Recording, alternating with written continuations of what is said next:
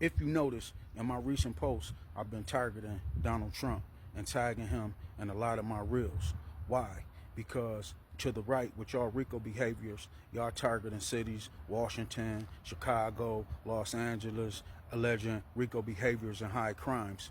But why are y'all trying to divert the attention from 7 times flying on Epstein's plane, 97 times pleading the fifth, 34 felony convictions, 91 criminal charges, 26 sexual assault allegations, 6 bankruptcies, 5 draft deferments, 4 indictments, 2 impeachments, A fake university and 1 fake charity both shut down. not to mention the $25 million fraud settlement, the $400 million fraud judgment, and $96 million in sexual assault judgments. You're lucky there are so many gullible idiots in this country, or you'd be in the slammer. No wonder you love the poorly educated. Donald Trump, the president of these United States, wants to be a dictator. He is trying to be a dictator. He said it multiple times this week. Today he explained why a lot of people, I think in his own head, think he should be a dictator because he's stopping all the crimes. So the line is that I'm a dictator, but I stop crime. So a lot of people say, you know, if that's the case, I'd rather have a dictator. But I'm not a dictator. I just know how to stop crime. Ah, yes, Donald Trump, tough on crime. It just depends on who's doing the crime, doesn't it? Beyond all his administration's lies and the mobilization of federal law enforcement in Los Angeles and Washington and members of the U.S. military, Donald Trump is the most unabashedly pro-criminal, pro-crime president of my lifetime. In fact, I started compiling this list of all the people that Donald Trump has pardoned or come to the aid of just since taking office in January, and it is mind-boggling. On his first day in office, Donald Trump pardoned every last one of the January 6th insurrectionists who stormed the Capitol and attempted a coup against the U.S. government on his behalf. Roughly 1,500 convicted or suspected accused criminals. They included hundreds who were handed lengthy sentences for very serious felonies, such as assaulting police with deadly weapons. Many of those rioters have had, maybe you won't be shocked to hear this, serious brushes with the law since they were pardoned. Andrew Tate is one example. He used a metal whip and bear spray to assault police officers at the Capitol.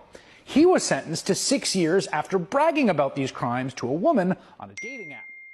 2 weeks after being pardoned by Trump and freed from prison, he was arrested in Texas for soliciting a minor for sex. Then on the second day of his presidency, Donald Trump pardoned Ross Ulbricht, founder of the Silk Road and online black market for drug dealing. The guy took hundreds of millions in commissions on sales of methamphetamine, cocaine, heroin, and other opioids. I mean, you could make a case he was the biggest drug dealer in American history. He was serving 2 life sentences without the possibility of parole when Donald Trump pardoned him unconditionally. On his third day in office, Trump pardoned Washington, D.C. police officer Tara Sutton and Lieutenant Andrew Zabowski. Sutton illegally chased a 20-year-old man on a moped for 10 blocks. He struck another car and died in the crash. The 2 officers then tried to cover up their role in his death. They were sentenced to hard time for obstructing justice. Trump pardoned them, falsely claiming the motorist they had killed was illegal. They have since been reinstated to the D.C. police force.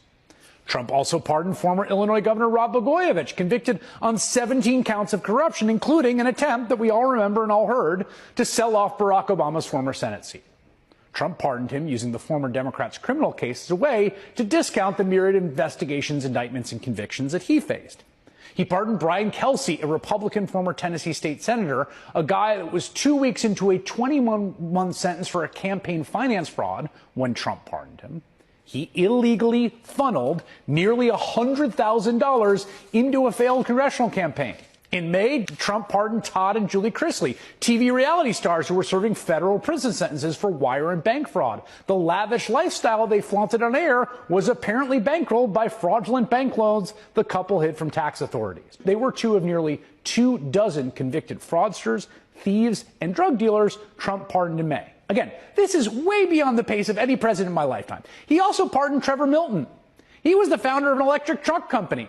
He was sentenced to federal prison for exaggerating the company's technology, up to and including a fake commercial in which they pushed an immobile model of the truck down a hill to make it look like it could really drive fast. The truck didn't actually work. Milton went to jail for it because he defrauded people.